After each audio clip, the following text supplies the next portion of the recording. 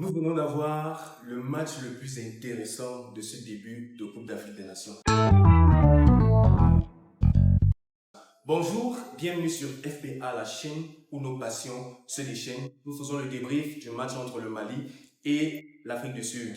Nous venons de vivre un match qui était très agréable parce qu'aucune des deux équipes n'a fermé le jeu. Le Mali est reconnu sur le continent comme étant une équipe très joueuse, mais qui généralement peine à passer au prochain niveau. Ils se font toujours éliminer par des équipes qui ferment le jeu sur un score de 1-0. Mais je crois que cette fois-ci, il est possible que ce soit l'année du Mali parce que s'ils ont acquis de l'expérience, ils savent maintenant à peu près comment se gère une Coupe d'Afrique des Nations. Cette équipe était opposée à l'Afrique du Sud qui produit un jeu également intéressant depuis l'arrivée sur le banc du Bobros, vainqueur de la Coupe d'Afrique des Nations 2017 avec le Cameroun, qui a l'avantage d'avoir une équipe qui provient d'un championnat local déjà très fort, le championnat sud-africain qui est reconnu en Afrique comme l'un des meilleurs, avec des joueurs qui se connaissent parce que 7 des 11 joueurs qui étaient présents sur le terrain hier dans le 11 entrant jouent ensemble. Ce qui nous a donné un match vraiment très intéressant. Le Mali qui pressait énormément. Dès le début du match, nous avons vu une équipe malienne qui était organisée en 4-3-3 avec Yves Bissouma, Aïdara et Dieng en milieu de terrain avec une pointe haute en la personne de Koïta qui sait très bien comment se déplacer dans les intervalles, comment demander le ballon dans la profondeur, qui a toujours des appels très intéressants. Nous avons donc vu une équipe malienne qui pressait beaucoup. Dès le début du match, ils étaient en train d'essayer d'acculer cette équipe sud-africaine par un pressing très haut qui produisait dès déjà les premières minutes du match une récupération du ballon avec cette première frappe d'Aïdara. Mais nous nous sommes rendus compte que posément, l'Afrique du Sud faisait l'effort de sortir le ballon au sol.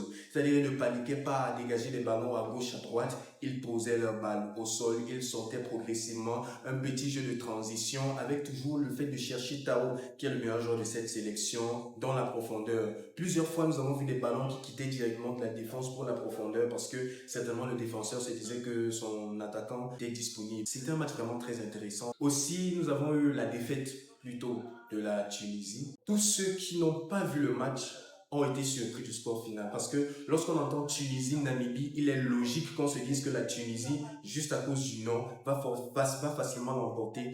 Mais le début de cette Coupe d'Afrique des Nations nous fait comprendre que les favoris, en fait, ne sont pas favoris. Parce que presque tous les gros ont eu des difficultés, surtout avec les équipes qui sont considérées petites équipes.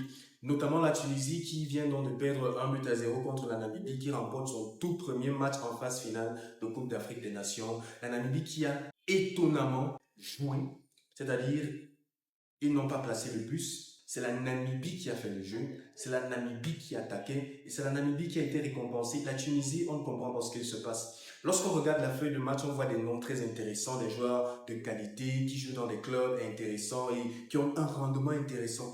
Sauf que collectivement, on a l'impression qu'ils ont un problème. Ils n'arrivent pas à faire en sorte que leurs individualités se mettent ensemble pour produire le jeu qui est attendu. Et je pense que le prochain match qui va les confronter au Mali sera très difficile pour eux. Il est possible que nous rendions compte que le Mali, comme d'habitude, possède le ballon. La Tunisie va essayer de défendre en bloc bas, mais ce sera vraiment très difficile pour la Tunisie de s'en sortir. Et enfin, nous avons eu un match entre la Mauritanie et le Burkina Faso. Le Burkina Faso qui l'emporte sur un score de 2-0 sur un penalty de Bertrand Traoré qui est entré en cours de jeu. Mais étonnamment encore, comparativement au match entre la Tunisie et la Namibie, le Burkina Faso et la Mauritanie nous ont gratifié d'un match un peu plus équilibré. Ça veut dire que c'est la Mauritanie qui faisait le jeu, qui attaquait. Ils auraient même dû gagner, mais l'expérience que le Burkina Faso a pu engranger au fil des compétitions fait en sorte qu'ils se retrouvent à cette position. Ensemble, nous avons eu une belle journée avec les différents matchs que nous avons vécus. La surprenante défaite de la Tunisie face à la Namibie, même comme au niveau du jeu, c'était mérité. La présentation de ce que l'expérience est ce qu'il faut lorsqu'on veut gagner une Coupe d'Afrique des Nations par le match et la victoire du Burkina Faso grâce au but marqué sur pénalty par Bertrand Traoré et l'agréable match que nous ont offert l'Afrique du Sud et le Mali.